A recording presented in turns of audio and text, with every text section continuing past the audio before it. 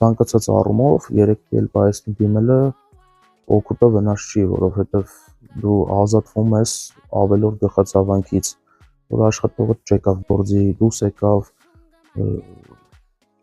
ամենակարևոր աշխատողը օրինակ որոշում է ոլորտը փոխի, դուրս է գալի, ճիշտ է, անփոխարինելի մարդիկ չկան, բայց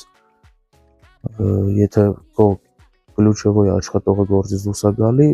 մի քիչ նեղվում ես մինչև թազա աշխատողից ես ընդունում, որ տեղը լրացնի, բայց ամեն դեպքում 3PL-ում այդպիսի խնդիրներ չկան, որտեղ այդ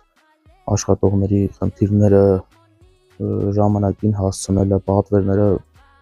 հավաքագրելը, ստուգելը, բաց թողելը,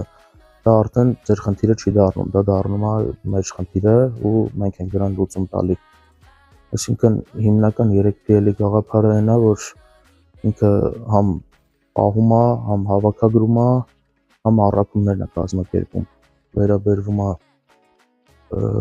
մեծ արտադրողներին, ես հիմա անուններ չեմ պետք, մենք ինչ հաճախորդների հետ ենք աշխատում, շատ խոշոր ընկերություններ են, որգակ ցույց կտամ ովքեր են, բայց անուններ չեմ տա, թե որ ընկերությունների հետ ենք աշխատում կամ աշխատել ենք, ինչ փորձ ենք ունեցել, բայց